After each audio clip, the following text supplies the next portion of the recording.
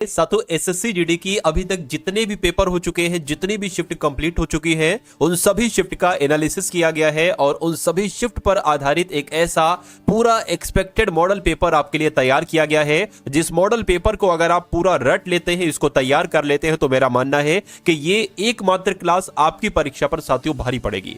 तो साथियों हिंदी होगी, हूबहू वैसे सवाल होंगे जो आपकी शिफ्ट में आपको देखने को मिलेंगे, जीके होगी, रीजनिंग होगी, मैथ होगी, और ये क्लास हो सकता हो बहुत लंबी हो जाए। आपको बहुत धैर्य के साथ साथ इस क्लास को देखना है, इस क्लास का हर एक सवाल को देखना है और उस सवाल से संबंधित जितने प्रश्न बताऊं उनको देखना है। परीक्षा आपकी बहुत आराम से क्लियर हो जाएगी, ठीक है ना। तो चलिए साथियों, मैदान में अगर आपने कदम रख दिया है तो इस मैदान को मार लीजिएगा, यानी कि इस मैदान को फतेह कर लीजिएगा।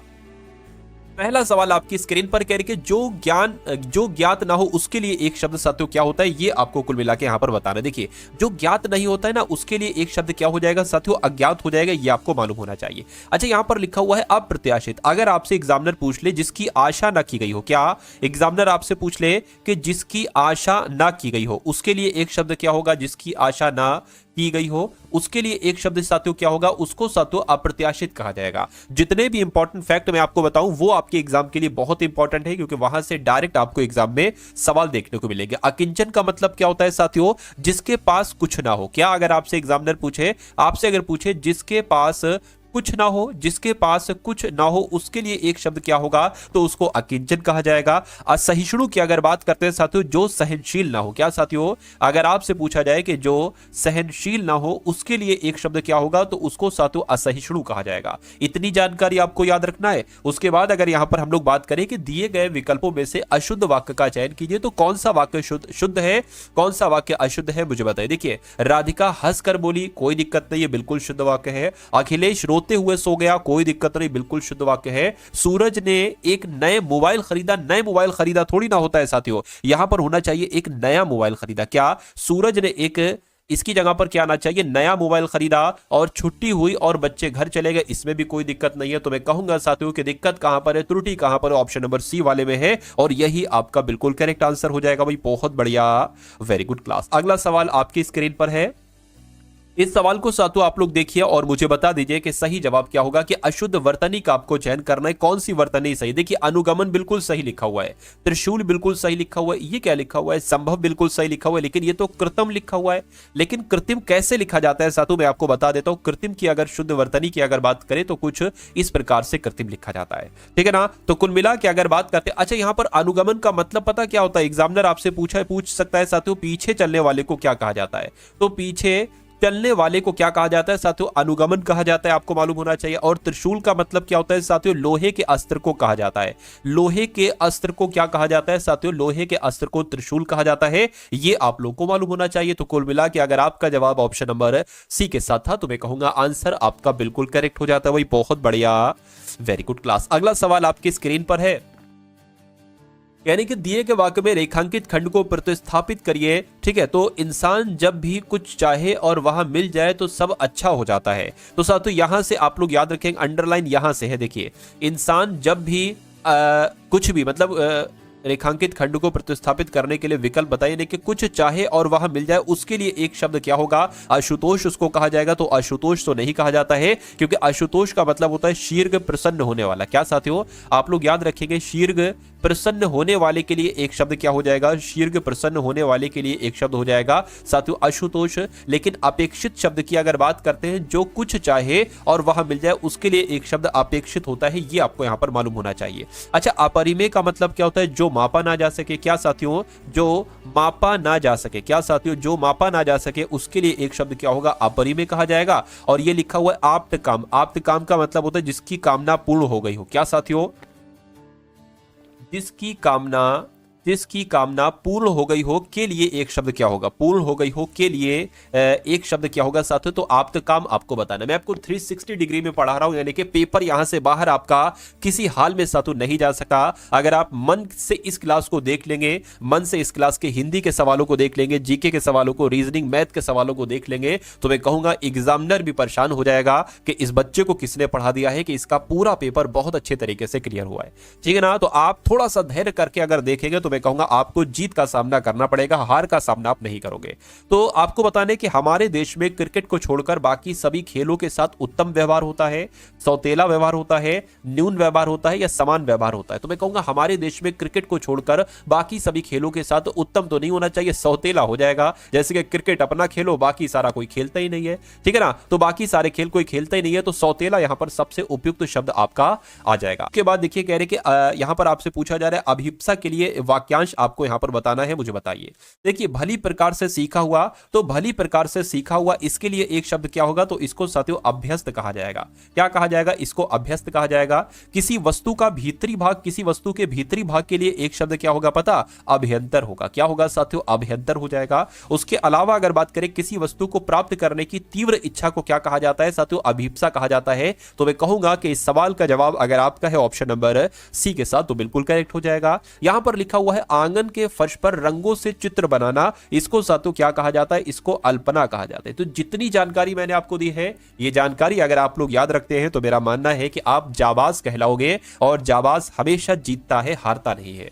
चलिए तो साथियों अगला सवाल देखिए, लेकिन एक रिक्वेस्ट मैं आपसे ये कर रहा हूं कि इस वीडियो को आप लोग जरूर लाइक कर दीजिए। अगर आप एक सेकंड भी नहीं लगेगा, वीडियो को लाइक कर देगा और मेरा मोटिवेशन आसमान में पहुंच जाएगा, और फिर मैं आपके लिए इससे भी ज्यादा मेहनत करूंगा और ऐसे क्वेश्चंस निकालूंगा कि डायरेक्ट यहां पढ़ो और एग्जाम हॉल में चले जाओ, प्रश्न वहीं के वहीं छपे रखेंगे। लेकिन ये सब साथियों मैं आपको बता रहा हूं, कोई लीक वगैरह पेपर नहीं करवा रहा हूं, ये सब अनुभव के आधार पर मैं आपको पढ़ा रहा हूं, ये सिर्फ अनुभव है। और जब व्यक्ति को अनुभव हो जाता है तो ये समझ लीजिए उसकी एक्सपेक्टेशन रियलिटी में बदल जाती है। ठीक है ना, दिए गए विकल्पों में से पतिव्रता का विलोम आपसे यहां पर पूछा जा रहा है, मुझे बताइए।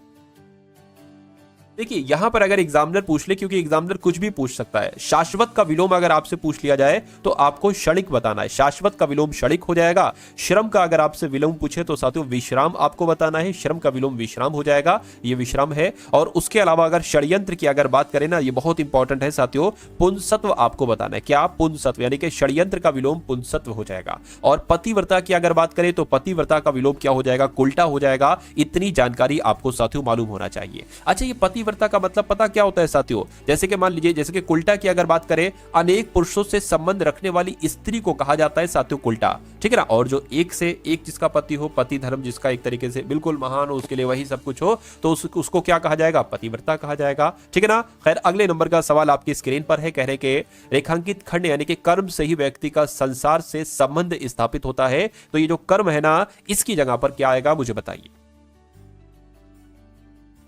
देखिए कर्म से ही व्यक्ति का संसार से संबंध स्थापित होता है, या दूर से ही व्यक्ति का, ये तो नहीं होगा। कृत्य से ही, सहजता से ही, या मस्तिष्क से ही, तो यहां पर कृत्य शब्द आ जाएगा और पूरा वाक्य आपका बन जाएगा कि कृत्य से ही व्यक्ति का संसार से संबंध स्थापित होता है। ये आपको यहां पर मालूम होना चाहिए, ठीक है ना। चलिए अगला सवाल देखिए आपकी स्क्रीन पर है, कह रहे कि अब यहां पर प्राकृतिक शब्द है और प्राकृतिक का आपको विलोम बताने के, प्राकृतिक का विलोम यहां पर क्या हो जाएगा। अच्छा, कुछ विलोम शब्द मैं आपको बता देता हूं जो आपके एग्जाम में साथियों डायरेक्ट पूछे जाएंगे, ठीक है ना। जिस टाइप के विलोम शब्द पूछे जा रहे हैं वो मैं आपको यहां पर समझा देता हूं और अच्छे से साथियों मैं आपको यहां पर पढ़ा देता हूं। देखिए अगर आपसे एग्जामिनर पूछ ले कि अग्रज का विलोम क्या होगा, क्या अग्रज का विलोम अगर पूछ ले तो अग्रज का विलोम आपको अनुज बताना है, या अनुज का विलोम पूछ ले तो अग्रज बताना है। उसके अलावा अगर बात करें साथियों नीरस का विलोम अगर आपसे एग्जामिनर पूछ ले तो आपको साथियों सरस बताना है। क्या, नीरस का विलोम क्या हो जाएगा, सरस बताना है। और संपत्ति का अगर विलोम आपसे पूछ लिया जाए, क्या अगर आपसे संपत्ति का विलोम पूछ लिया जाए तो आपको साथियों विपद बताना है, संपत्ति का विलोम साथियों विपद हो जाएगा।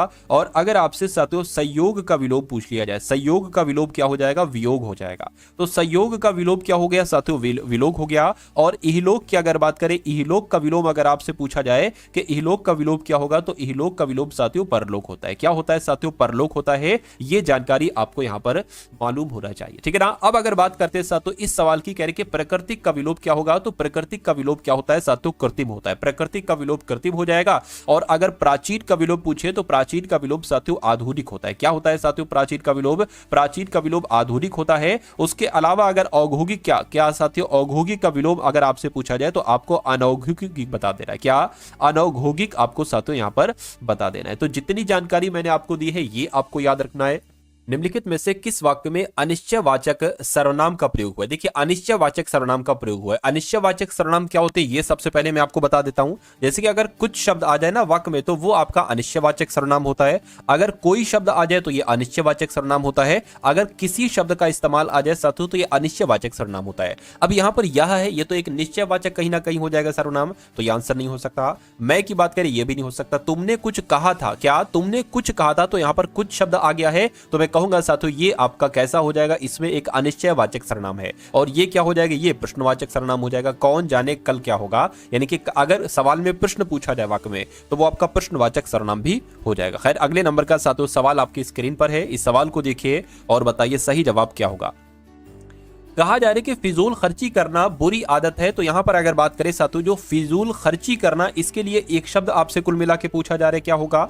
यहां पर मैं आपको बता देता हूं साथियों, इसका सही जवाब अपव्यय हो जाएगा। यानी कि फिजूल खर्च करना, इसको क्या कहा जाता है? अपव्यय कहा जाता है। क्या कहा जाता है साथियों? अपव्यय कहा जाता है। ये आप लोग याद रखेंगे, ठीक है ना? चलिए, अब यहां पर अगर बात करें साथियों, एक शब्द लिखा हुआ है मितव्यय। मितव्यय का मतलब पता क्या होता है? कम खर्च करना। क्या साथियों? कम खर्च। अगर मितव्ययी होता तो कम खर्च करने वाला होता। अगर मितव्यय है तो साथियों कम खर्च करना, इसको कहा जाएगा, थोड़ा सा डिफरेंस है।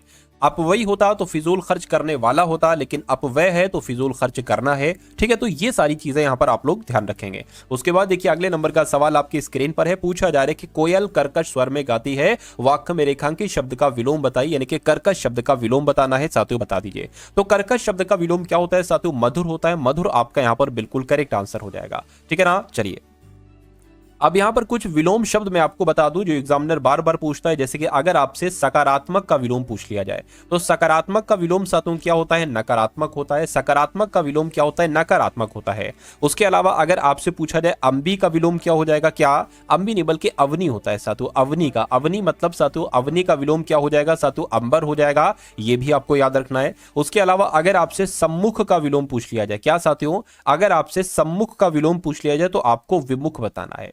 तो सम्मुख का विलोम क्या हो जाएगा साथियों? विमुख हो जाएगा। उसके अलावा अगर आपसे उर्वर का विलोम पूछ लिया जाए तो उर्वर का विलोम साथियों ऊसर हो जाएगा। और एक और याद रखेंगे, स्वयक्रिया की अगर बात करें, स्वयक्रिया का विलोम अगर आपसे पूछ लिया जाए तो परक्रिया आपको बता देना। क्या?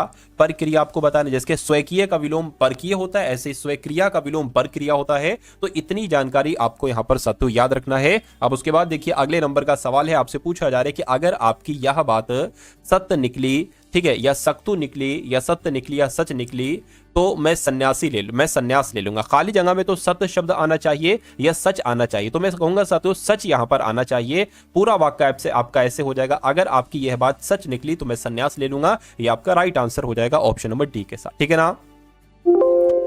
मैंने कल पाथर की मूर्ति को देखा, मैंने कल प्रस्तर किया, मैंने कल पत्थर किया, मैंने कल पठार की। तो क्या होना चाहिए साथियों बताइए? तो पत्थर लिखा हो जो कि गलत है। यहां पर साथियों प्रस्तर आ जाएगा। क्या आ जाएगा साथियों? प्रस्तर यहां पर आ जाएगा। और प्रस्तर का मतलब पत्थर ही होता है। क्या होता है साथियों? पत्थर होता है। तो कुल मिला के आपका आंसर अगर ऑप्शन नंबर बी है तो बिल्कुल करेक्ट है। उसके बाद देखिए विद्वानों के बीच बोलने का उत्साह कौन करेगा? यानी कि रेखांकित अंश को प्रतिस्थापित करना है आपको, इसकी जगह पर बताइए क्या आ जाएगा उत्साह की जगह पर? विद्वानों के बीच बोलने का परिश्रम कौन करेगा? नहीं। विद्वानों के बीच बोलने का काम कौन करेगा? नहीं। विद्वानों के बीच बोलने का साहस कौन करेगा? साहस यहां पर आ जाएगा, साहस आ जाएगा। तो आंसर आपका सी हो जाएगा। उसके बाद देखिए विधानसभा का चुनाव एक निश्चित अवधि के लिए होता है या काल के लिए होता है, क्षण के लिए होता है, युग के लिए होता है? साथियों दो सवाल पूछे जा रहे हैं खाली जगह से संबंधित, ठीक है ना? तो विधानसभा का चुनाव एक निश्चित अवधि के लिए होता है, तो अवधि यहां पर आना चाहिए। उसके बाद देखिए अगला सवाल है, कह के भारत सरकार ने कवि को पद्मश्री अर्पित किया है। तो दिए गए वाक्य के में वह भाग ज्ञात कीजिए जिसमें कोई त्रुटि है। तो कहां पर साथियों आपको त्रुटि लग रही है ये आपको बताना है, बता दीजिए। चलिए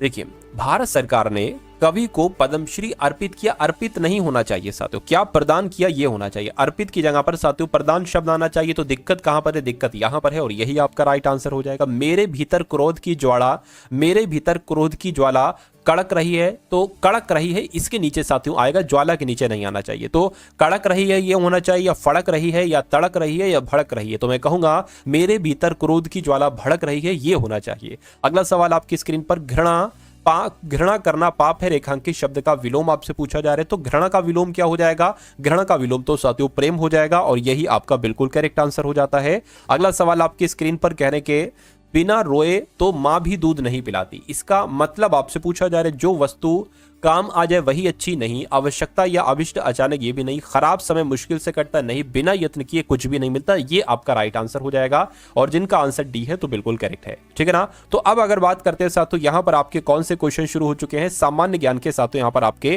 क्वेश्चन शुरू हो चुके हैं। तो बहुत ध्यान से आप लोग इन सभी सवालों को देखिएगा और अपने एग्जाम को करेक्ट करिएगा, क्योंकि यहां से साथियों आपको बहुत सारे सवाल आपके रियल एग्जाम में देखने को मिलेंगे और डिक्टो देखने को मिलेंगे।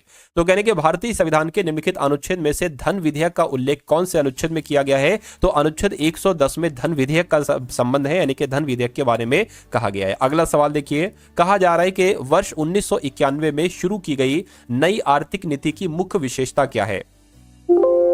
1991 में शुरू की गई नई आर्थिक नीति की मुख्य विशेषता उदारीकरण, निजीकरण, वैश्वीकरण, यानी कि ये सभी थी, तो ये सभी थी, इसलिए सही जवाब आपका ऑप्शन नंबर डी हो जाएगा। उसके बाद देखिए अगला सवाल कह रहे कि पहले राष्ट्रमंडल खेल कब आयोजित किए गए थे, तो पहले राष्ट्रमंडल खेल साथियों 1930 में आयोजित किए गए थे। कब? 1930 में। उसके बाद देखिए कह रहे प्रसिद्ध 100 मीटर स्प्रिंट विश्व रिकॉर्ड धारक उसेन बोल्ट, ये जमैका से संबंधित है, यूएसए से, गुयाना से या इथियोपिया से, तो ये जमैका से संबंधित है। आंसर आपका जाएगा साथियों ऑप्शन नंबर ए के साथ। अगला सवाल आपकी स्क्रीन पर बहुत तेजी के साथ साथियों आपको जीके के ये क्वेश्चन देखना है, यानी कि भूटा गीत इनमें से किस भारतीय राज्य से संबंधित है, तो भूटा गीत कहां का है साथियों, ये केरल का है। क्या भूटा गीत कहां का है, तो केरल का है। उसके बाद देखिए साथियों अगले नंबर का सवाल कह रहे कि मणिपुर का एक मार्शल आर्ट रूप है, तो मणिपुर का एक मार्शल आर्ट रूप है, ये आपसे यहां पर पूछा जा रहा है। तो थांग ता की अगर बात करें, ये मणिपुर का एक मार्शल आर्ट रूप है। उसके बाद देखिए संविधान सभा का कौन सा भाग पंचायतों के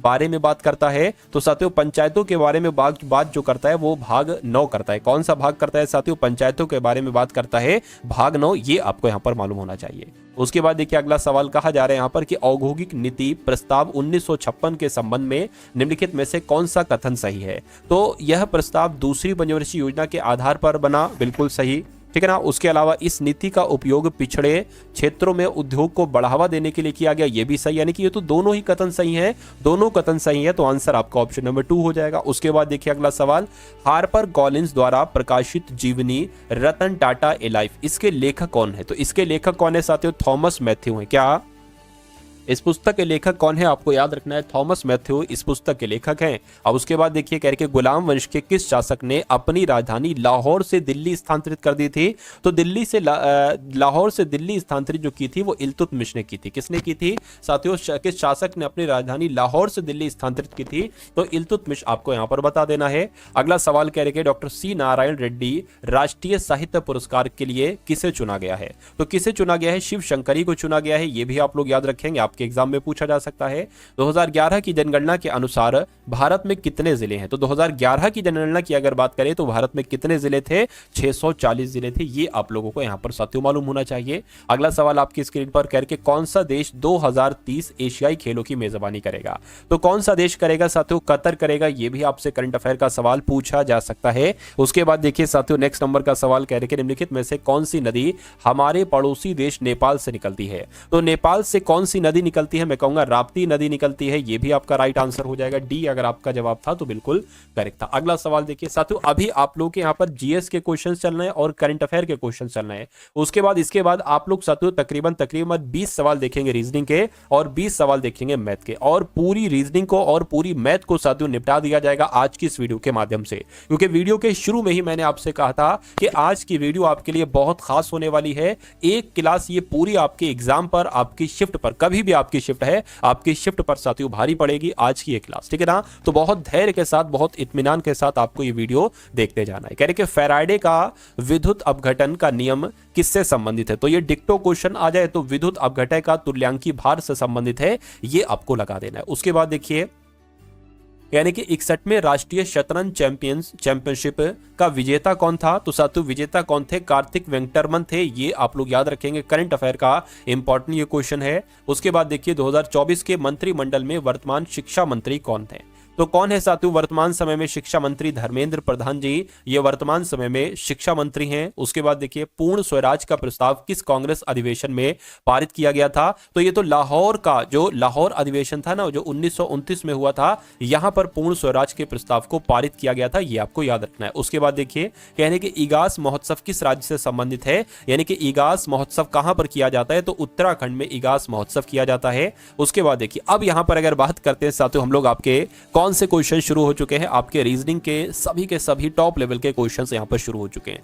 तो अगर आप वाकई में साथियों 40 नंबर में से 40 नंबर लाना चाहते हैं रीजनिंग के सेक्शन में, क्योंकि 20 क्वेश्चन होंगे, एक क्वेश्चन 2 नंबर का है, तो आज के इन 20 सवालों को साथियों आप लोग जरूर देखिएगा, क्योंकि हर एक कॉन्सेप्ट को कवर अप किया है मैंने। तो अभी तक आपने अगर वीडियो को लाइक नहीं किया तो वीडियो को तो लाइक कर दीजिए, और अगर चैनल पर आप लोग नए हैं तो चैनल को भी साथियों तुरंत सब्सक्राइब कर दीजिए। और बताइए इसका जवाब क्या होगा? कह रहे कि 6 है, 6 से 24 हुआ है, 24 से 60, फिर 120, फिर 210। तो आपको बताने के अगला नंबर यहां पर क्या आएगा? देखिए अगर यहां पर हम लोग बात करें 6 से 24 हुआ है, 24 से 60 हुआ है, 60 से 120 हुआ है, उसके बाद 210 हुआ है, अगला नंबर यहां पर क्या हो सकता है? तो अगले नंबर की अगर बात करें, देखिए 6 से 24 हुआ है, यहां पर 18 बड़ा है, 24 से एकदम से यहां पर 60 हो गया है, तो 30 प्लस 6 यानी कि 36 बड़ा है, और 60 से 120 हुआ है तो यहां पर 60 बड़ा है, तो 120 से 210 हुआ है, कितना बड़ा है? तो कितना बड़ा है साथियों? 80 और 10 90, यानी कि 90 यहां पर बड़ा है। तो यहां पर कितना बढ़ेगा अभी हम लोग नहीं पता लगा पा रहे हैं, कोई दिक्कत नहीं है। अब देखिए 18 से 36 हुआ है तो 18 बड़ा है, ठीक है ना। 36 से 60 हुआ है तो मैं कहूंगा यहाँ पर 24 बड़ा है। 60 से 30 हुआ 90 हुआ है तो मैं कहूंगा 30 बड़ा है यहाँ पर। अब यहाँ पर कितना बड़ा है? ठीक है, अब देखिए ये कहीं ना कहीं इन सभी का डिफरेंस 6 है। यहाँ पर भी 6 आया, 18 में 6 जोड़ा, 24 में 6 जोड़ा 30 आया, तो मैं कहूंगा यहां पर भी 6 जोड़ेंगे तो यहां पर 36 मिल जाएगा। और 90 और 36 कितना होता है साथियों? ये आपका 126 होता है। कहने का मतलब है कि 6 में 18 जोड़ा 24 आया, 24 में 36 जोड़ा 60 आया, 60 में 60 जोड़ा 120 आया, 120 में 90 जोड़ा 210 आया, 210 में 126 जोड़ेंगे, ये वाला नंबर हमें मिल जाएगा। तो 210 में 126 जोड़ते हैं तो कितना आ जाएगा साथियों? 336 आ जाएगा। क्या 336 ऑप्शन में है? मुझे दिख गया, बिल्कुल ऑप्शन में है, ऑप्शन नंबर डी वाले में है। तो ये क्या होगा? ये आपका बिल्कुल करेक्ट आंसर हो जाएगा भाई। बहुत बढ़िया, वेरी गुड क्लास। चलिए साथियों अब उसके बाद देख लीजिए, उसके बाद देखिए अगले नंबर का सवाल है। कह रहे कि साथियों सी है, उसके बाद ई है, उसके बाद यहां पर जी है, उसके बाद आई है, और उसके बाद के है, और उसके बाद साथियों एम है, और फिर ओ है। अगला लेटर कौन सा आएगा ये बस आपको बता देना है। तो क्या हो सकता है साथियों? इसका सही जवाब एक बार आप लोग बता दीजिए। चलिए अब देखिए ये सी से ई हुआ है, यानी कि सी डी ई 2 नंबर आगे बढ़ाया गया है। ई से जी हुआ है 2 आगे बढ़ाया गया, जी से आई हुआ है 2 आगे बढ़ाया गया है, यहां पर भी 2 बढ़ाया गया, यहां पर भी और यहां पर भी।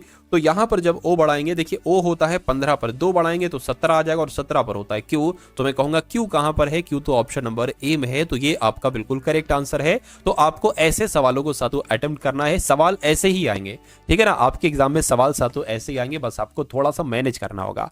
अब इस सवाल की बात करें, कह रहे IFSP से JHTR हो जाता है, और MPWF से NRXH हो जाता है। तो आपको बताना है कि TOAD से क्या हो सकता है, बताइए। अब देखिए यहां पर अगर साथियों हम लोग बात करें कि ये आखिर हुआ कैसे, देखिए आई जो होता है ना, आई ये 9 पर होता है, F 6 पर होता है, और S 19 पर होता है, P आपका 16 पर होता है। P किस पर होता है? P आपका 16 पर होता है। उसी प्रकार इसकी बात करें तो J 10 पर होता है, H 8 पर होता है, T 20 पर होता है, R 18 पर होता है। अब देखिए ये 9 से 10 हुआ है, यानी कि 1 बड़ा है। ये 6 से 8 हुआ है, 2 बड़ा है। 19 से 20 हुआ, 1 बड़ा है। 16 से 18 हुआ, 2 बड़ा है, यानी कि 1 बड़ा 2 बड़ा, फिर 1 बड़ा 2 बड़ा। क्या यहां पर भी वही चीज है? देखिए M से N हुआ 1 बड़ा, P से R हुआ 2 बड़ा, यानी कि इसमें भी वही लगेगा। 1 बढ़ाओगे तो U आ जाएगा, O में 2 बढ़ाओगे तो Q आ जाएगा, 1 बढ़ाओगे B आ जाएगा, 2 बढ़ाओगे तो क्या हो जाएगा? D E F, यानी कि F आ जाएगा। तो ये कौन से ऑप्शन में लिखा हुआ है साथियों? U Q P F कहां पर लिखा हुआ है? ऑप्शन नंबर बी में लिखा हुआ है। तो ये आपका बिल्कुल करेक्ट आंसर हो जाएगा। अगला सवाल, अगला कॉन्सेप्ट है, ठीक है। अब इस कॉन्सेप्ट को देखिए और मुझे बताइए कि आपका राइट आंसर साथियों यहां पर क्या हो सकता है, बताइए। देखिए ये साथियों आर है, यू है, वाई है, डी है, जी है, के है, पी है, एस है, डब्ल्यू है। आपको बताने के अगले यहां पर 3 नंबर कौन से आएंगे। देखिए आर होता है 18 पर, यू होता है 21 पर, वाई होता है 25 पर, ठीक है ना। डी होता है 4 पर, जी होता है 7 पर, के होता है 11 पर, पी होता है 16 पर, एस होता है 19 पर, डब्ल्यू होता है 23 पर, ठीक है ना। अब देखिए यहां पर साथियों 3 नंबर बढ़े, ठीक है। 3 नंबर बढ़े, ठीक है, यहां पर भी 3 और यहां पर 4 बढ़े। अच्छा सॉरी सॉरी, यहां पर 4 बढ़े हैं और यहां पर 3 बढ़े हैं। यहां पर कितने 3 बढ़े हैं, यहां पर 4 बढ़े हैं। क्या यहां पर भी ऐसे हुआ 3 बढ़े हैं और यहां पर साथियों 4 बढ़े हैं। तो देखिए साथियों, अब यहां पर कैसे क्या यहां पर हो सकता है, देखिए यहां पर तो 3 बढ़े हैं, यहां पर कितने बढ़े, 4 से एक तरीके से अगर बात करें 4 हो गया, 5 6 7, यहां पर 3 बढ़े तो ये आंसर नहीं हो सकता, 4 बढ़ना चाहिए था। डी से एच हुआ है तो यहां पर तो 4 बढ़ गए हैं और यहां पर क्या एक तरीके से बात करें, यहां पर 3 बढ़ गए हैं, ठीक है, तो ये तो वही लग रहा है। उसी प्रकार अगर यहां पर बात करें 5 से 9 हुआ है, 4 बढ़ा है, और बी से ई हुआ है, यहां पर कितना बढ़ा है, ठीक है ना, कितना बढ़ा है साथियों, बी सी डी ई, यहां पर 3 बड़ा है। तो ये तो भाई 2 हमें मिल गए, 2 मिल गए, यानी कि ये लॉजिक गलत हो जाएगा, जो हमने यहां पर लॉजिक लगाया ना ये गलत हो जाएगा, क्योंकि ऐसे तो इस लॉजिक के अकॉर्डिंग तो हमें साथियों 2 ऑप्शन मिल रहे हैं, 2 ऑप्शन थोड़ी ना होंगे यहां पर। दूसरा लॉजिक देखते, दूसरा लॉजिक यहां पर लगाकर देखते हैं, शायद वो सही हो जाए। देखिए ये 18 से अगर हम कर लेते हैं, 4 बड़ा है, तो 18 से अगर साथियों हम इसको 4 करते हैं तो ये आपका कितना हो जाएगा, देखिए जरा, देखिए 18 है तो उधर कितना हो जाएगा साथियों, एक तरीके से 8 हो जाएगा।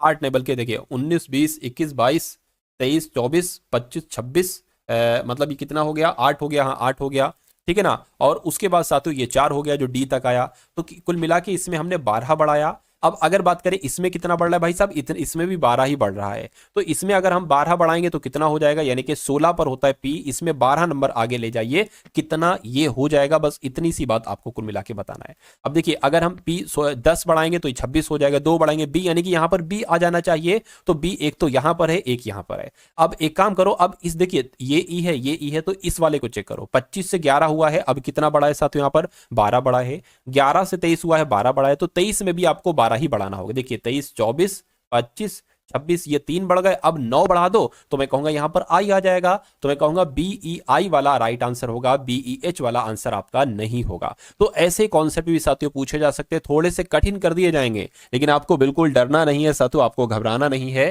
ठीक है। आपको ये सारे के सारे कॉन्सेप्ट तैयार करते रहना है अपने एग्जाम के लिए। चलिए अब उसके बाद देख लीजिए, अगला सवाल है, कह रहे कि GCN है, GCN को मतलब LHSS लिखा जाता है, उसी प्रकार OQU को TVZ लिखा जाता है, और तो आपको बताना है कि किसको KRY यहां पर लिखा जा सकता है। कुल मिला के ये आप लोग फटाफट बता दीजिए। अब देखिए G से L हुआ, मैं कहूंगा 5 बड़ा है, C से H हुआ है 5 बड़ा है, N से S हुआ है 5 बड़ा है, O से T हुआ है 5 बड़ा है, Q से V हुआ है 5 बड़ा है, और यहां पर भी साथियों 5 बड़ा है। तो इसमें हमें 5 5 5 बढ़ाना नहीं बल्कि घटाना है, क्यों, क्योंकि प्रश्नवाचक एक तरीके से साथियों पहले आ गया है। तो अगर हम यहां पर 5 घटाएंगे तो के 11 पर होता है, 5 के F आ जाएगा यहां पर। F कहां पर है, F और सिर्फ ऑप्शन नंबर बी वाले में है, ठीक है, कोई दिक्कत नहीं है।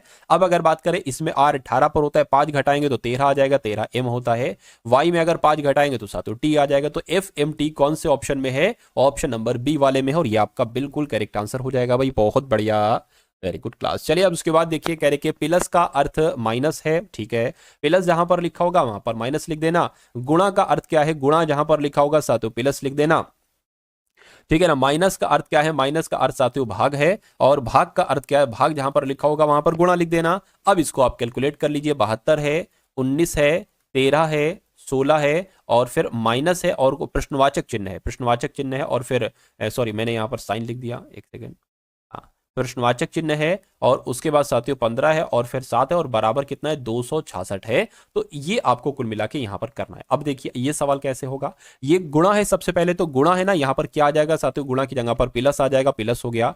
भाग है, भाग की जगह पर साथियों गुणा आ जाएगा, ठीक है। प्लस है, प्लस की जगह पर क्या आ जाएगा, माइनस आ जाएगा। माइनस है, माइनस की जगह पर क्या आ जाएगा, भाग आ जाएगा।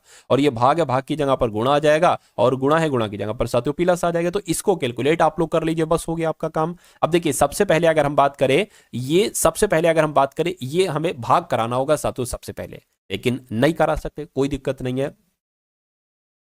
ठीक है ना। इसको करा लो, 19 और 13 का करा लो साथियों। 19 की गुणा अगर हम 13 से यहां पर करते हैं तो 9 ठीक है 27 हो जाएगा, आपका 3 एकम 3, और ये 5 हो जाएगा, और यहां पर 19 आ जाएगा, 7 हो गया, ये 14 आ गया, ये 2, यानी कि इसकी जगह पर 247 आ जाएगा, ठीक है। ये आपका क्या हो जाएगा, ये आपका साथियों 72 हो जाएगा, ये बात भी क्लियर है। अब इन दोनों को प्लस करा लो, कितना आ जाएगा, 7 2 9 हो जाएगा, 4 7 कितना हो जाएगा, 11 हो जाएगा, यानी कि 319 आ जाएगा। तो एक काम करो, इसकी जगह पर 319 ही लिख दो डायरेक्ट, इसकी जगह पर 319 लिख दो डायरेक्ट, इस पूरे की जगह पर। तो 319 आ गया है। अब माइनस है 16, इसको मान लीजिए x अगर हम मान लेते हैं, ठीक है ना, क्या मान लेते हैं साथियों, इसको अगर हम x मान ले, कोई दिक्कत कोई दिक्कत नहीं साथियों, 16 भाग x आ गया और गुणा आपका 15 हो गया, ठीक है, प्लस आपका ये साथियों 7 हो जाएगा।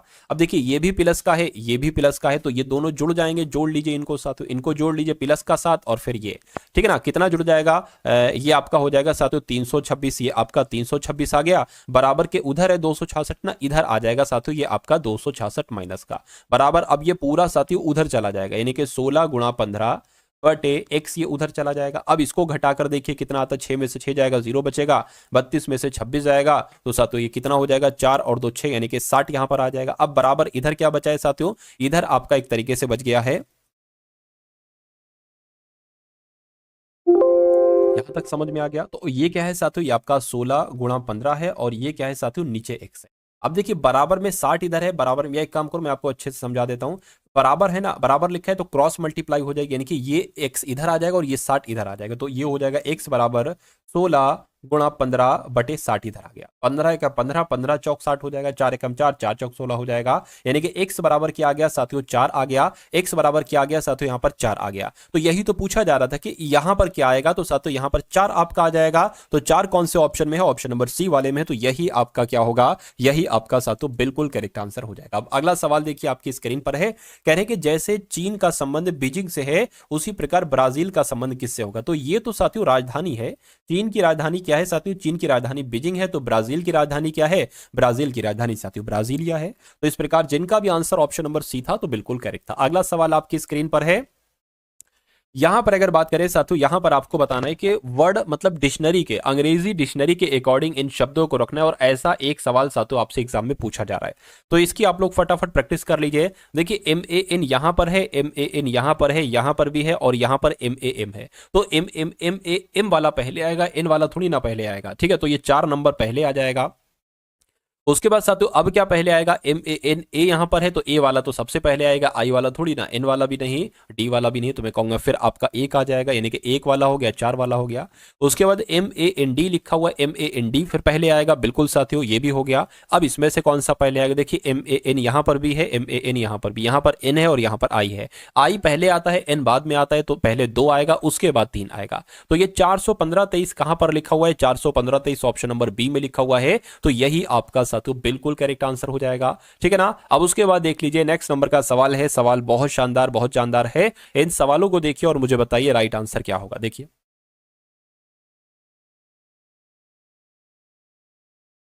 कह रहे हैं साथियों 7 लड़कियां हैं, मानसी, श्वेता, मोनिका, पायल, आरती, काजल, लक्ष्मी एक वृत्ताकार मेज के चारों ओर केंद्र के विपरीत दिशा की ओर सम्मुख करके बैठी हैं, यानी कि 7 लड़कियां हैं, 1 2 3 4 5 6 और एक 7, इन सभी का मुख किस तरफ है साथियों, केंद्र से बाहर की तरफ है, केंद्र से बाहर की तरफ है साथियों, विपरीत दिशा में है, केंद्र से इधर की तरफ बाहर की तरफ है, ठीक है। कह रहे कि काजल लक्ष्मी के बाएं दूसरे स्थान पर बैठी है, यानी कि जो काजल बैठी है वो लक्ष्मी के बाएं, अगर मान लीजिए लक्ष्मी को हम यहां पर बैठा दें, क्या लक्ष्मी अगर यहां पर बैठ जाती है तो लक्ष्मी के क्या साथियों, एक तरीके से यहां पर अगर बात करें लक्ष्मी का बाया इधर होगा, यानी कि यहां पर काजल बैठेंगी, तो लक्ष्मी के बाएं काजल बैठ जाएंगी, चलिए लक्ष्मी के बाएं बाएं कौन बैठ जाएंगी, दूसरे स्थान पर काजल बैठ जाएंगी, यानी कि पायल मानसी और लक्ष्मी दोनों के निकटतम पड़ोसी है, यानी कि लक्ष्मी और मानसी की निकटतम पड़ोसी पायल है, तो लक्ष्मी है और मानसी फिर यहां पर आ जाएंगी, ठीक है। लक्ष्मी और मानसी की निकटतम पड़ोसी कौन है, पायल है, तो जाहिर सी बात है पायल यहां पर बैठेंगे, क्योंकि पायल को लक्ष्मी का भी पड़ोसी होना चाहिए और मानसी का भी पड़ोसी होना चाहिए, यानी कि मोनिका लक्ष्मी की निकटतम पड़ोसी नहीं है, ठीक है ना, यानी कि मोनिका जो है ना लक्ष्मी की निकटतम पड़ोसी नहीं है, यानी कि मोनिका यहां पर नहीं बैठेंगे, तो यहां पर नहीं बैठेंगे मोनिका, फिर या तो यहां पर बैठेंगी या तो यहां पर बैठेंगी मोनिका, ठीक है। यानी कि काजल के बाएं दूसरे स्थान पर आरती है, काजल के बाएं दूसरे स्थान पर आरती है, यानी कि आरती यहां पर बैठेंगी, तो जब आरती यहां पर बैठेंगी तो मोनिका यहां पर बैठेंगी। तो कितने लोग थे, 7 लोग थे ना, सातों को आपने बैठा दिया। सवाल में पूछा जा रहा है कि पायल के बाएं दूसरे स्थान पर कौन है, तो पायल के बाएं दूसरे स्थान पर कौन है साथियों, काजल है, तो मैं कहूंगा काजल काजल है। अच्छा अरे यहां पर वाला तो रही गया है, ये वाला यहां पर कौन बैठेंगे, ये तो रह ही गया है ना। तो कुल मिला के 7 लोग थे, आपने 6 लोगों को बैठाला है। किसको नहीं आपने बैठाला है, किसको नहीं बैठाला, आपने श्वेता को नहीं बैठाला, तो श्वेता जाहिर सी बात है यहां पर बैठ जाएंगी। तो कायल के बाएं दूसरे स्थान पर श्वेता है, तो मैं कहूंगा श्वेता आपका यहां पर बिल्कुल करेक्ट आंसर होगा। ऑप्शन नंबर 4 आपका बिल्कुल सही जवाब हो जाएगा। अब उसके बाद देखिए अगले नंबर का सवाल है, कह रहे कि गणितीय चिन्हों के उस सही संयोजन का चयन कीजिए जो स्टार चिन्हों को क्रमिक रूप से प्रतिस्थापित कर सके और दिए गए समीकरण को संतुलित कर सके। अब हमें ऑप्शन की मदद से साथों ये आंसर करना होगा। जैसे कि मान लीजिए ये 60 लिखा है, ये 48 लिखा है, ये 36 है, ये 6 है, ये 15 है और ये 53 है। अब देखिए अगर हम मान लीजिए साथियों यहां पर क्या कर सकते हैं, अगर जैसे कि ऑप्शन नंबर ए वाले को हम आंसर माने तो ये सारे चिन्ह हमें इनके बीच में रखना होंगे। जैसे कि प्लस यहां पर आ जाएगा, भाग यहां पर आ जाएगा, गुणा यहां पर आ जाएगा, माइनस और ये बराबर लगाए बराबर यहां पर आ जाएगा। यानी कि अगर इन सब को कैलकुलेट करके ये आपको बराबर में 53 मिल जाता है, इनको कैलकुलेट करके 53 इधर भी आ जाता है, तो ये हमारा आंसर सही हो जाए। अगर नहीं आता है इधर को 53 तो ये आंसर गलत होगा, फिर ऑप्शन नंबर बी वाले को चेक करेंगे। चलिए कोई दिक्कत नहीं है। अब देखिए साथियों 6 से कट जाएगा, हाँ बिल्कुल कट जाएगा। तो 60 ये लिख दिया, प्लस 6 छंग 36, 6 छंग 36, 42, 6 8 48 और 6 छंग 36 ये हो गया, और ये 6 हो गया, माइनस यहाँ पर 15 हो गया, बराबर 53 चलता रहेगा। इस 6 से ये 6 कैंसिल हो जाएगा, बिल्कुल हो जाएगा। 8 60 प्लस 8 कितना हो जाएगा, 68 हो जाएगा। 68 में से अगर 15 जाएगा तो कितना बचेगा, देख लेते। 8 में से 5 जाएगा तो 3 बचेगा, 6 में से 1 जाएगा, 5 बचेगा। बिल्कुल साथियों 53 बराबर 53 आपका आ चुका है, यानी कि पहले वाले को चेक किया और पहला वाला ही हमारा बिल्कुल करेक्ट आंसर हो गया। अब उसके बाद देखिए अगला सवाल आपकी स्क्रीन पर है, आपकी स्क्रीन पर अगला सवाल है, कह रहे कि निम्नलिखित में से संख्याओं का कौन सा विनिमय दिए गए समीकरण को सही बना देगा। ठीक है ना। अब इस सवाल को साथों देखिए, यानी कि आप अगर हम इसको ऑप्शन को सही माने तो 11 की जगह पर 24 और 24 की जगह पर 11 आपको रखना है, तो 25 है 25 रख दीजिए, भाग है भाग हो जाएगा, 5 का 5 हो जाएगा, गुणा 2 हो जाएगा, प्लस आपका 25 आ गया है तो 25 का 25 रहेगा, माइनस का माइनस, लेकिन 11 की जगह पर 24 हो जाएगा, 11 की जगह पर 24 हो गया, बराबर 24 से 24 की जगह पर 11 हो गया। तो इसको कैलकुलेट करने पर अगर 11 आ गया तो ये हमारा आंसर सही हो जाएगा, वरना फिर ऑप्शन नंबर बी वाले को चेक करेंगे। अब देखिए ये कट करेगा, 5 एकम 5, 5 पंजे 25, इसकी जगह पर 5 आ जाएगा, 5 की 2 से गुणा करेंगे तो साथियों 10 आ जाएगा, 10 प्लस 25 में से 24 जाएगा, 1 आ जाएगा, बराबर 11 चलता रहेगा। 10 प्लस 1 11 बराबर 11, यानी कि ये तो हमारा यही आंसर बैठ गया। लेकिन जब आप इसको रखोगे ना 2 की जगह पर 5 और 5 की जगह पर 2, तो आंसर नहीं आएगा, यानी कि ये बराबर करके नहीं आएगा। खैर अब अगला सवाल देखिए आपकी स्क्रीन पर है, ये सवाल भी बहुत दमदार है और अगर ये एग्जाम में आ जाता है तो बहुत सारे बच्चे इस सवाल को नहीं कर पाते हैं, लेकिन आप अगर इस सवाल को सीख लोगे तो आप बहुत आराम से कर डालोगे। चलिए, यानी कि ए डॉलर डॉलर वाला साइन है, बी का अर्थ है ए बी की बहन है, ए हैशटैग बी का अर्थ है ए बी की माता है, यदि ए गुणा बी का अर्थ है ए बी का पिता है, तो इनको आपको सॉल्व करना है। जैसे कि पी गुणा क्यू लिखा है ना, तो ए गुणा बी मान लीजिए इसको। अब ए गुणा बी कहां पर लिखा है, ये लिखा है, यानी कि ए बी का पिता है, तो हम मानेंगे पी क्यू का पिता है। तो पी है ना साथियों, ये क्यू का पिता है, तो क्यू का पिता कौन हो गया, क्यू का पिता साथियों बी हो गया। क्यू का पिता कौन हो गया, क्यू का पिता, एक सेकेंड, क्यू का पिता कौन हो गया, क्यू का पिता साथियों पी हो गया। ठीक है, कोई दिक्कत नहीं। अब क्यू डॉलर साइन आर है, तो इसका मतलब क्या है, ए बी की बहन है, यानी कि क्यू जो है ना ये आर की बहन है, तो क्यू जो है ना ये आर की बहन है, यानी कि ये बहन हो जाएंगी, तो माइनस लगा दिया इसलिए। उसके बाद इसको देख लीजिए हैशटैग को, ए बी की माता यानी कि आर एस की माता है, तो जो आर है ना, आर साथियों आर ये एस की माता है, क्या आर एस की माता है। तो पूछा क्या जा रहा है आपसे, देखिए जरा,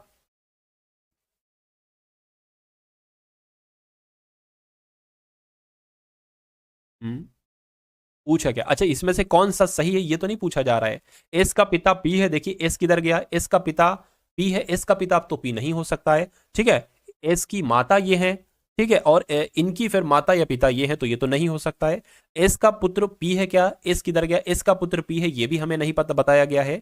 एस का दामाद पी है, एस किधर गया, एस का दामाद पी है, ये भी हमें नहीं बताया गया है। एस के ग्रैंडफादर पी है, देखिए एस की माता तो ये है और इन माता के पिता साथियों ये हैं, तो मैं कहूंगा इसके ग्रैंडफादर पी ही हो जाएंगे, यानी कि ये आपका बिल्कुल सही हो जाएगा। ये जिनका आंसर है तो मैं कहूंगा आपका आंसर बिल्कुल करेक्ट हो जाता। भाई बहुत बढ़िया, वेरी गुड क्लास। एक छोटा सा नंबर सीरीज वाला सवाल है, 1 से 5 हुआ है, 5 से 29 हुआ है। अब अगला नंबर साथियों आपको बताना है यहां पर क्या आ सकता है, मुझे बताइए। चलिए अब देखिए ये 5 से 29 हुआ है, तो मैं ये कहूंगा, मुझे ऐसा लग रहा है साथियों ये 3 का क्यूब के आसपास आता है, और इसकी अगर बात करें साथियों ये 2 के स्क्वायर के आसपास आता है, और इसको अगर बात करें 1 का 1 रख दो, कुछ रख दो, कोई दिक्कत नहीं है, ठीक है ना, 1 का स्क्वायर रख दो। देखिए ये 2 का स्क्वायर किया तो 4 आया, अब इसमें 1 प्लस करना पड़ा तो 5 आया, इसमें 2 प्लस करना पड़ा तो ये 29। अरे भाई 3 का क्यूब 27 और 2 प्लस करेंगे 29 आ जाएगा। तो यहां पर आएगा तो 4 का क्यूब, लेकिन यहां पर कितने प्लस करना पड़ेंगे 3, क्योंकि 1 प्लस किया 2 प्लस किया 3 प्लस करेंगे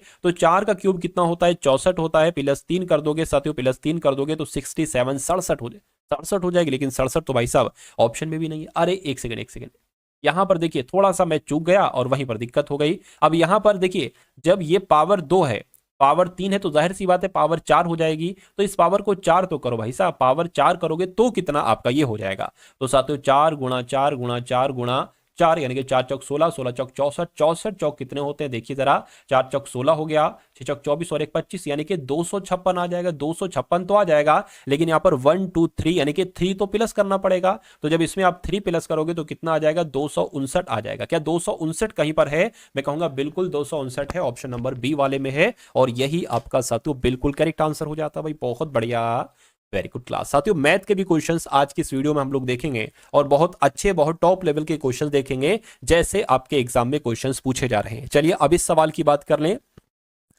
इस सवाल में कहा जा रहा है कि SHOWER को SEXOIS लिखा जाता है तो TOPICS को क्या लिखा जा सकता है साथियों, ये आपको बताना है।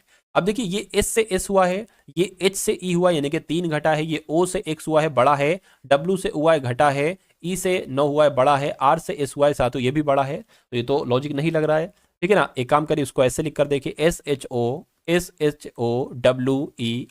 उसी प्रकार साथियों नीचे हम क्या लिख देंगे, नीचे लिख देंगे जो लिखा हुआ है SEXOIS। अब यहां पर अगर बात करें साथियों थोड़ा सा ध्यान से अगर आप लोग देखिए तो ये आपका ये एस यहां पर है ना, ये एस यहां पर आ गया है तो ये कुछ लॉजिक आपको क्या मिल रहा है। अब देखिए ये एच है, एच से एक बढ़ाओगे तो ये आई आ जाएगा, ओ का ओ हो गया है, डब्ल्यू में एक बढ़ाओगे एक्स आ जाएगा, ई में एक बढ़ाओगे ई में ई का ई रख दिया गया, अच्छा ठीक है, आर में एक बढ़ाओगे तो एस आ जाएगा। तो इस टाइप से कुछ आया है भैया, इसको एक बार जरा चेक कर लो। अगर यही लॉजिक इसमें भी लगा है तो कोई दिक्कत नहीं, आंसर आपका और हमारा बहुत आराम से मिल जाएगा। अब देखिए जैसे कि ये सेम था तो ये टी है तो जाहिर सी बात है यहां पर भी टी होगा और देखिए सभी ऑप्शन में यहां पर टी टी टी है।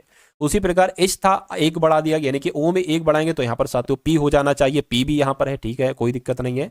अब यहां पर ओ का ओ रख दिया गया था तो हम पी का यहां पर पी रख देंगे, ठीक है। उसके बाद अब इसका जो है ना ये एक बढ़ाया गया था, डब्ल्यू से एक्स किया गया था तो इसका हम क्या करेंगे, एक सेकेंड, हाँ आई से बढ़ाएंगे, आई के बाद साथियों क्या आता है, आई के बाद जे आता है, ये बात भी क्लियर है कोई दिक्कत नहीं है। अब क्या किया गया था, अब इसमें जैसा ये था वैसा कर दिया यानी कि सी जैसा है वैसे ही कर दिया गया था और ये एक बढ़ा दिया गया था, आर से एस कर दिया गया था तो ये एस है, एस के एस से एक बढ़ाएंगे तो टी हो जाएगा। अब अगर ये ऑप्शन में कहीं पर आपको दिख रहा है यानी कि ये लॉजिक हमारा बिल्कुल सही लगा हुआ है तो टी सी जे डबल पी टी कहां पर लिखा हुआ है, ऑप्शन नंबर सी में लिखा हुआ है। आंसर हमें मिल चुका है, ऑप्शन नंबर सी वाला आपका यहां पर बिल्कुल करेक्ट आंसर हो जाएगा। अगला सवाल आपकी स्क्रीन पर है साथियों, देखिए और उसके बाद हम लोग यहां पर मैथ के क्वेश्चंस देखेंगे, सभी के सभी बहुत शानदार क्वेश्चंस हैं। अब देखिए 13 है, उसके बाद 78 है, उसके बाद 83 है, उसके बाद अगला नंबर आपको बताना है और फिर 335 है और फिर साथियों 670 है। तो यहां पर देखिए और मुझे बताइए कि आखिर यहां पर लॉजिक क्या लगा हुआ है, बताइए। अब देखिए 13 से 78 हो गया भाई, 13 पंजे 65, 13 छंग 78 यानी कि 6 की गुणा की गई है। अब 78 में किसकी गुणा करोगे, 78 में किसकी गुणा करोगे नहीं पता भाई साहब, ठीक है ना। अब अगर 335 और ये 70, देखिए 300 300 600 और 35 35 70 यानी कि जब इसकी 2 से गुणा आप कराओगे तो मिलेगा 670।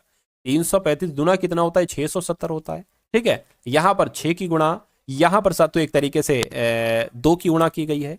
अब यहां पर अगर बात करें यहां पर तो कुछ नहीं, सिर्फ और सिर्फ 5 प्लस किया गया है यानी कि यहां पर 6 से गुणा, यहां पर 5 प्लस। तो यहां पर ऐसा तो नहीं साथियों 4 से गुणा की जाएगी, 4 से गुणा करके यहां पर फिर साथियों 3 प्लस किया जाएगा, ऐसा तो नहीं। देखिए जरा सबसे पहले तो जिसकी 4 से गुणा कराइए, 83 की 4 से गुणा कराइए, 3 चौक आपका 12 हो गया, 4 अठे 32 33 है। अगर यहां पर हम मान लीजिए 332 रख देते हैं तो क्या 332 में फिर हमें 3 प्लस करना पड़ेगा, क्या हमें ये नंबर मिल रहा है, बिल्कुल साथियों ये नंबर हमें मिल गया।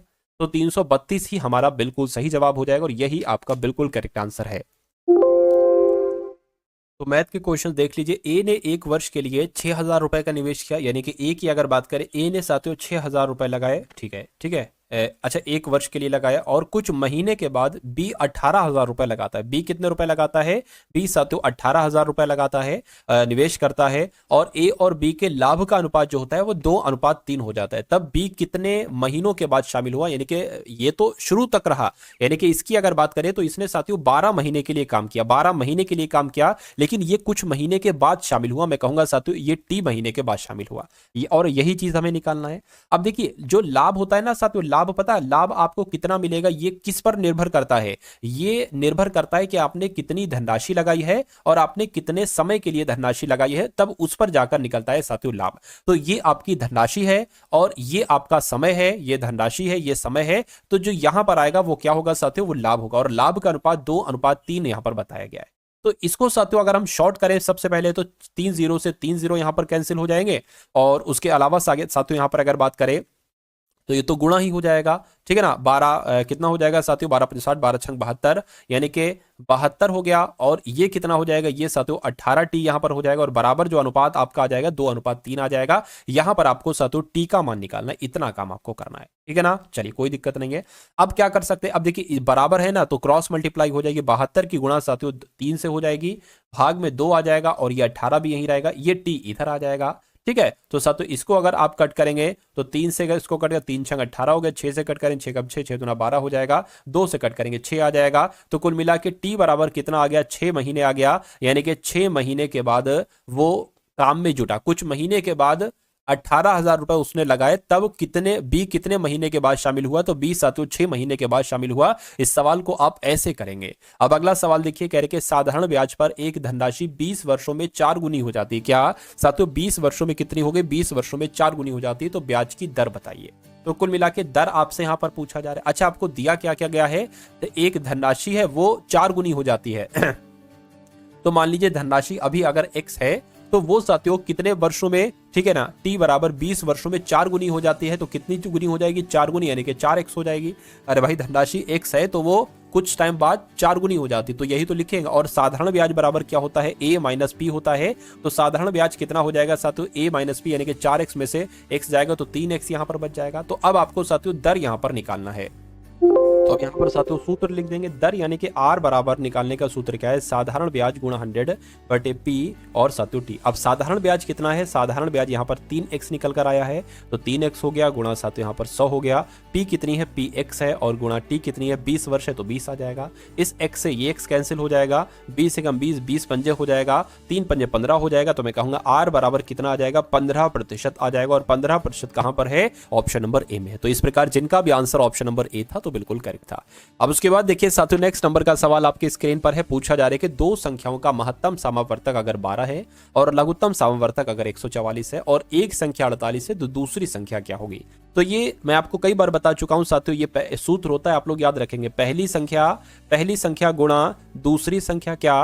पहली संख्या गुणा दूसरी संख्या बराबर एलसीएम और साथियों गुणा एचसीएफ, ठीक है ना। तो एलसीएम क्या है? एलसीएम ये आपका महत्तम समावर्तक है, यानी कि 12, और एचसीएफ कितना है? लघुत्तम समावर्तक यहाँ पर 12 है। एक सेकंड, दो संख्याओं का महत्तम समावर्तक ये 12 है, ठीक है ना। महत्तम समावर्तक ये आपका 12 हो जाएगा, और लघुत्तम समावर्तक ये इधर दे रखा है, यानी कि एलसीएम 144 है, तो ये आपका गुणा हो जाएगा। और एक संख्या दे रखी है इसमें से 48, तो ये 48 हो गई। तो पहली संख्या मान लीजिए आपको बताना है, पहली संख्या आपको बताना है, तो ये 48 जो है ना इसके भाग में आ जाएगी। 144 गुणा 12, 48 इधर आ गई, और ये आपको पहली संख्या यहाँ पर बताना है, ठीक है ना। 12 एकम 12, 12 चौक 48 हो जाएगा। 4 से कट करेंगे, 4 तियां 12, 4 पंजे 20, 4 छंग 24, यानी कि 4 छंग 24, तो 6 आ जाएगा। तो 36 आपकी पहली संख्या हो जाएगी। और 36 कौन से ऑप्शन में है? तो ऑप्शन नंबर बी वाले में है, ठीक है ना।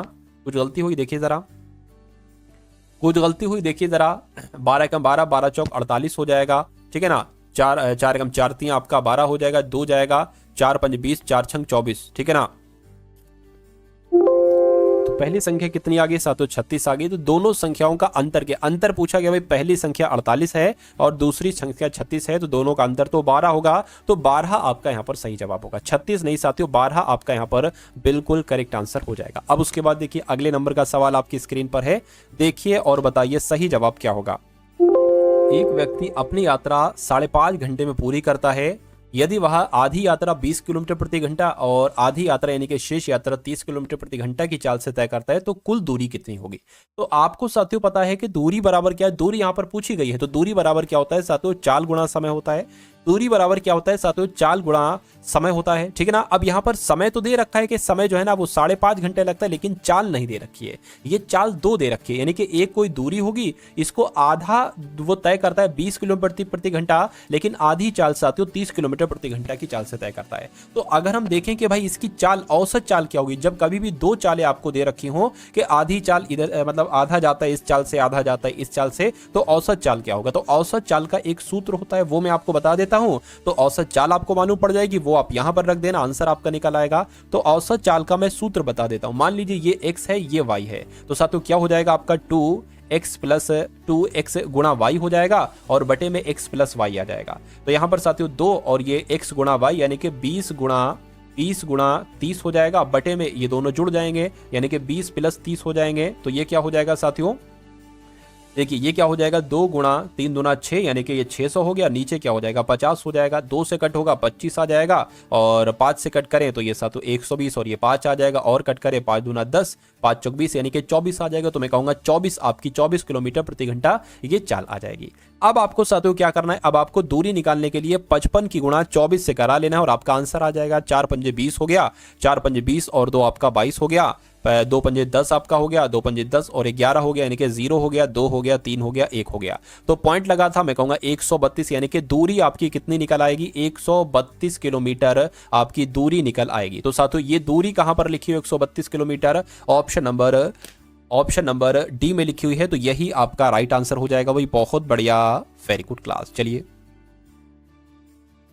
अगले नंबर का सवाल देखिए साथियों, ठीक है, आपकी स्क्रीन पर है, देखिए और मुझे बताइए राइट आंसर आपका क्या होगा।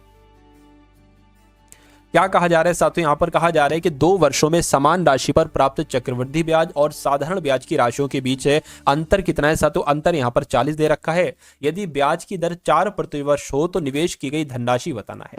अगर कभी भी आपको साथियों 2 वर्ष का चक्रवृद्धि ब्याज और साधारण ब्याज का अंतर दे रखा हो तो उसका एक सूत्र होता है अंतर कितना है 40, अंतर बराबर साथियों P और R बटे 100 का होल ऑफ स्क्वायर। अंतर कितना है 40 बराबर P तो आपसे पूछा जा रहा है, R कितना है 4% है तो 4 गुणा 4 हो जाएगा, 100 गुणा 100 नीचे हो जाएगा, ठीक है ना। ये बात क्लियर है। अब देखिए 4 से कट करेंगे तो 25 आ जाएगा, फिर 4 से कट करेंगे 100 को तो 25 आ जाएगा। अब ये 25 गुणा 40 से हो जाएगा यानी कि 40 गुणा 25, ठीक है ना, और बराबर ये P हो जाएगा, यानी कि इसको कैलकुलेट कर लो, आपको राशि मालूम पड़ जाएगी। तो 25 गुणा 25 कितना होता है साथियों 625 होता है। 4 से इसकी गुणा करा लीजिए, 4 पंजे 20 हो गया, 4 दूना 8 10 हो गया, 6 चौक 24 और 1 25 हो गया, एक 0 लगा लीजिए, ठीक है ना, ये वाला।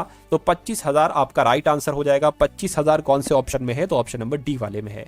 उसके बाद देखिए अगले नंबर का साथियों सवाल है करके 4 संख्याओं में सबसे छोटी और सबसे बड़ी संख्या का योग जो है ना ये मध्य की 2 संख्याओं के योग से 72 अधिक है। यदि संख्याएं 6:7:15:19 के अनुपात में है तो सबसे छोटी संख्या क्या होगी।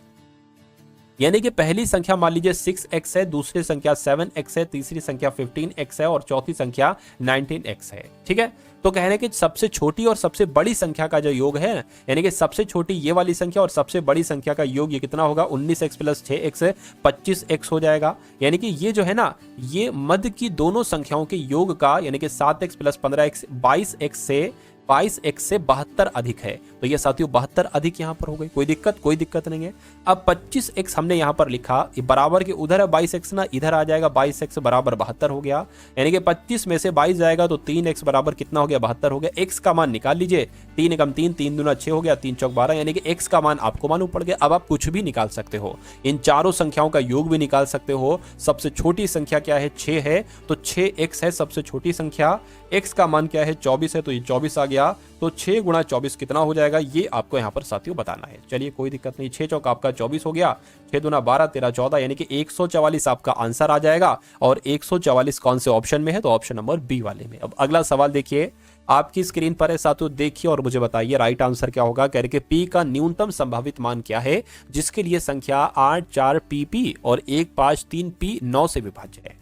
देखिए अगर कोई भी संख्या 9 से विभाज्य होगी यानी कि उस संख्याओं का सभी योग भी 9 से विभाजित होना चाहिए, ठीक है ना। क्या समझ में आया आपकी।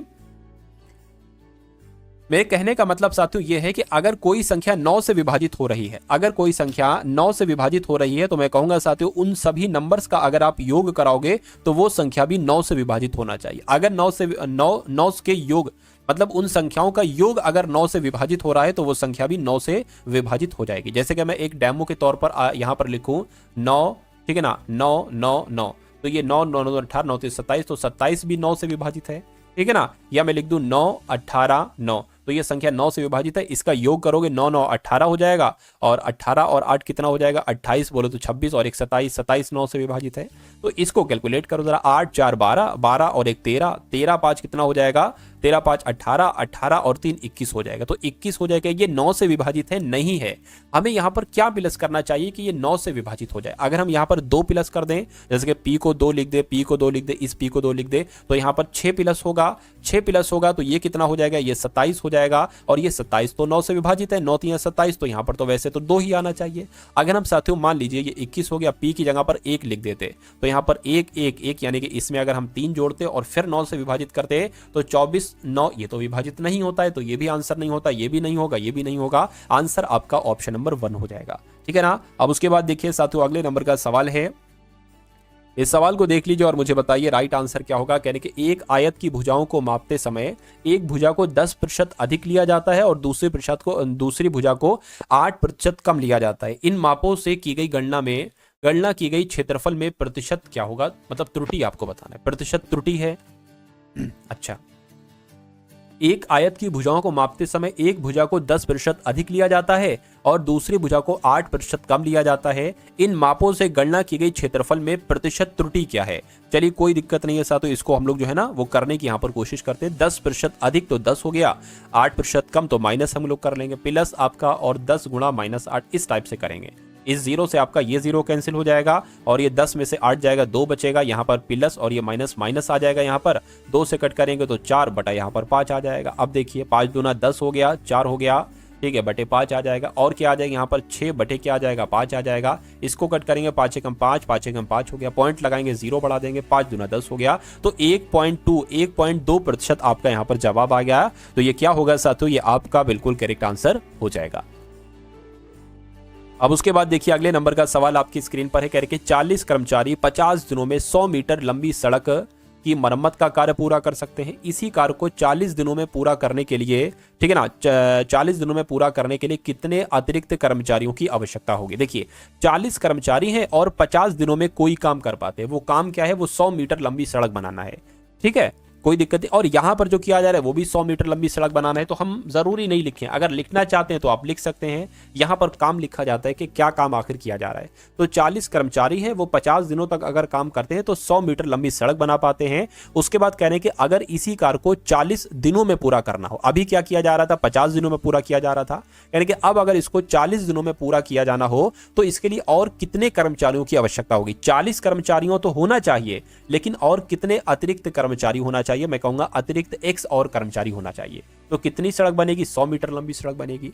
तो बराबर में अगर नीचे सेम नंबर होता है तो उसको हम कट कर देते हैं, ठीक है ना। तो अब इसको साथियों आप कैलकुलेट कर लीजिए। देखिए बराबर है, 40 इधर है, 40 इधर है, कट हो जाएगा, यानी कि साथियों 50 बराबर 40 प्लस X आ गया है, तो 50 माइनस 40 बराबर X आ गया है, यानी कि X बराबर क्या हो जाएगा, 10 हो जाएगा। यानी कि 10 अगर और कर्मचारी लगा दिए जाएं, ठीक है ना, तो मैं कह सकता हूं तो क्या हो जाएगा, तो आपका काम 40 दिन में ही पूरा हो जाएगा। तो इस प्रकार आपका अगर है आंसर ऑप्शन नंबर डी के साथ तो बिल्कुल करेक्ट हो जाएगा भाई, बहुत बढ़िया, वेरी गुड क्लास। अब अगला सवाल देखिए आपकी स्क्रीन पर है। कह रहे कि एक दुकानदार एक उत्पाद को 522 रुपए में बेचकर उस पर 12.5% का लाभ कमाता है, ठीक है ना।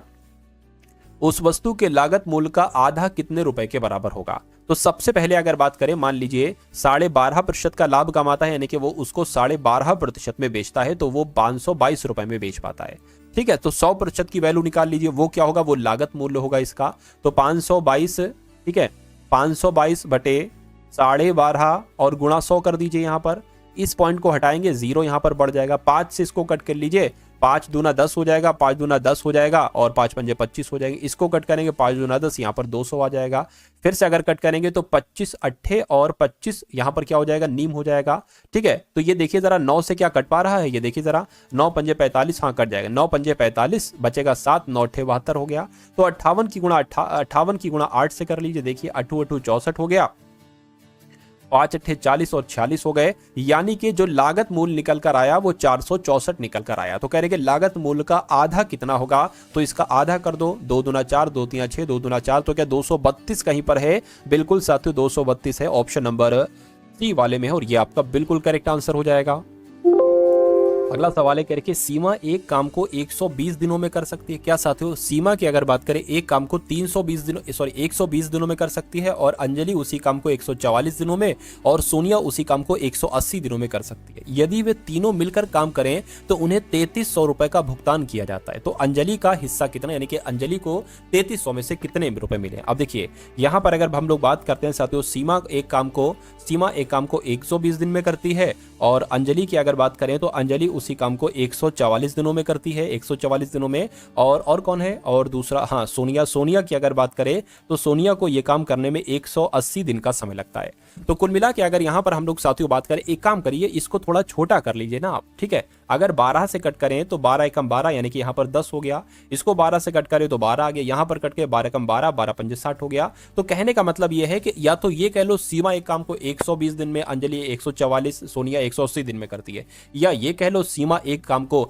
10 दिन में करती है, अंजलि उसी काम को 12 दिन में करती है, सोनिया उसी काम को 15 दिन में करती है। बात एक ही है। अब यहां पर इसका एलसीएम ले लो क्योंकि ये टोटल काम कहलाएगा। एलसीएम साथियों 60 हो जाएगा, 10 छंग 12 पंजे, 10 छंग 12 पंजे और 15 चौक, यानी कि सीमा की अगर बात करते हैं साथियों, ये एक दिन में 6 काम करती है और अंजलि एक दिन में 5 काम करती है, सोनिया एक दिन में 4 काम करती है।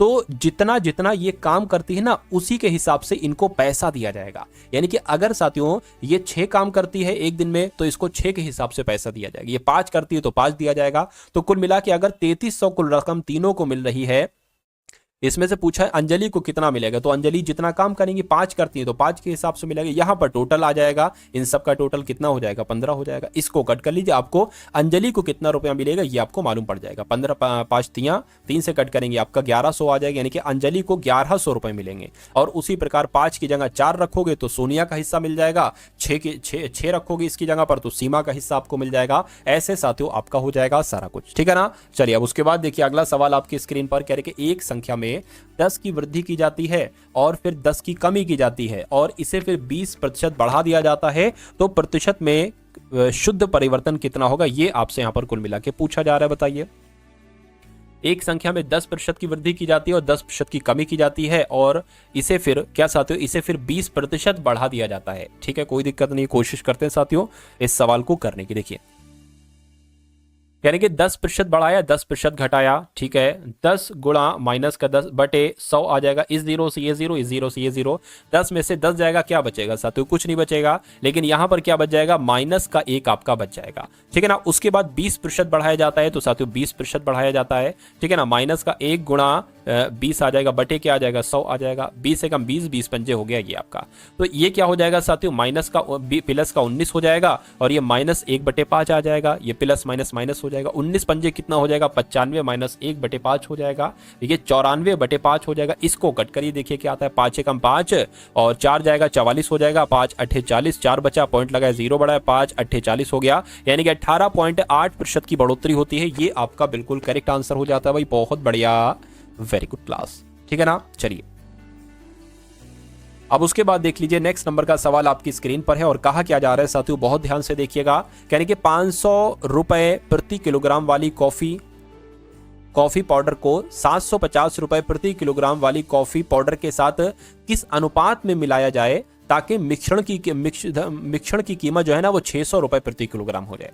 अगर कभी भी आपसे ऐसा सवाल पूछा जाए कि भैया इतने रुपए में ये चीज है इसको और इतने रुपए में ये चीज है इसको, इन दोनों को किस अनुपात में मिलाए कि ये चीज हम इस इतने रुपए में बेच पाए, तो कभी भी अगर ऐसा सवाल पूछा जाए तो इसको इससे भी डिफरेंस करो, इसको इससे भी डिफरेंस करो। यानी कि जब 600 को इससे घटाएंगे, 750 में से 600 को घटाएंगे तो कितना आ जाएगा, 150 आ जाएगा, ठीक है ना। और जब इसको पहले वाले में से घटाएंगे, हाँ तो जब पहले वाले में से घटाएंगे तो कितना आ जाएगा, 600 में से 500 में घटाएंगे तो यहाँ पर साथियों 100 आ जाएगा। तो इसका अनुपात आपको बताना है। तो साथियों 50 दूना और 50 तिया हो जाएगा। तो यही तो इनका अनुपात हो जाएगा, यानी कि पाउडर के किस अनुपात में मिलाया जाए। तो इस अनुपात में अगर आप मिलाओगे तो मिश्रण की कीमत 600 रुपए प्रति किलोग्राम हो जाएगी। तो कहां पर लिखा हुआ है साथियों 3:2, तो 3:2 यहाँ पर ऑप्शन नंबर सी में लिखा हुआ है। अब इस सवाल को देखिए, आज की इस वीडियो का साथियों अंतिम सवाल है। क्या कहा जा रहा है, 4 वर्ष पहले 4 सदस्यों वाले एक परिवार की औसत आयु 18 वर्ष थी। तो पहले इस लाइन को हम सॉल्व कर लेते हैं। 4 सदस्यों वाले एक परिवार की औसत आयु 18 वर्ष थी, यानी कि 4 सदस्य हैं और इनकी औसत आयु कितनी है, 18 वर्ष है। ठीक है, चलिए तो साथियों अगर मैं कहूं कि इनका योग कितना हो जाएगा, तो इनका योग कितना हो जाएगा साथियों, एक तरीके से 72 हो जाएगा। कितना हो जाएगा साथियों, 72 हो जाएगा। लेकिन यहां पर 4 वर्ष पहले की, ये 4 लोगों की कुल मिला के आयु तो मिल गई, लेकिन ये 4 वर्ष पहले की आयु है। तो अगर हर एक व्यक्ति, अगर आपको वर्तमान आयु निकालना हो कि वर्तमान आयु क्या होगी इन चारों व्यक्तियों की, तो आपको हर एक व्यक्ति की आयु में 4 प्लस करना पड़ेगा। ठीक है ना, तो 4 प्लस ये पहले व्यक्ति में की, ये दूसरे व्यक्ति में की, ये तीसरे व्यक्ति में, ये चौथे व्यक्ति में की, यानी कि 72 प्लस 16 साथियों कितना हो जाएगा आपका, ये 88 हो जाएगा। यानी कि अब अगर यहां पर आपसे पूछता कि 4 व्यक्तियों की वर्तमान आयु का कुल योग कितना होता, तो 88 वर्ष होता। कितना होता साथियों, 88 वर्ष होता। अच्छा, यहां पर कहा गया है कि अभी एक बच्चा पैदा हुआ है। ठीक है, एक बच्चा पैदा हुआ है, तो अब ये 4 लोग से 5 लोग हो गए। तो जब बच्चा 8 वर्ष का हो जाएगा तो परिवार की औसत आयु कितनी होगी। देखिए अब लोग कितने हो गए, लोग हो गए साथियों 5। अब 88 वर्ष तो इन लोगों की आयु है, लेकिन एक बच्चा है साथियों जो 8 वर्ष का हो जाता है, तो ये 8 वर्ष का बच्चा हो गया। 8 वर्ष का जब बच्चा हो जाएगा तो चारों जो व्यक्ति हैं उनकी भी तो आयु 8 वर्ष बढ़ेगी। ठीक है ना, तो ये मैंने साथियों यहाँ पर लिख ली। अब इसको कैलकुलेट कर लीजिए, 8 8 16 8 24 8 32 आपने 40, यानी कि 88 और 40 कितना हो जाएगा साथियों, ये हो गया और ये यानी कि 128 हो गया। तो 128 की भाग जरा 5 से करो, देखो ये आपका औसत आयु निकल आएगी। ठीक है, 5 दूना 10 आपका हो जाएगा, 28 हो गया, 5 पंजे 25 हो गया, पॉइंट लगाया। ठीक है, 5 छंग आपका 30, यानी कि 25.6 वर्ष क्या हो जाएगी, ये आपकी परिवार की औसत आयु हो जाएगी। तो ये आपका क्या हो जाएगा साथियों, बिल्कुल करेक्ट आंसर हो जाता है भाई, बहुत बढ़िया, वेरी गुड क्लास। तो यहाँ पर साथियों आपने सारी कुछ चीजें देखी, कैसी लगी साथियों आपको ये वीडियो, एक बार कमेंट सेक्शन में जरूर बताइएगा। उसके अलावा अगर बात करें साथियों, देखिए इस वीडियो को तो आप लोग लाइक कीजिएगा, चैनल पर अगर आप लोग नए हैं तो चैनल को तुरंत आप लोग सब्सक्राइब कर दीजिएगा।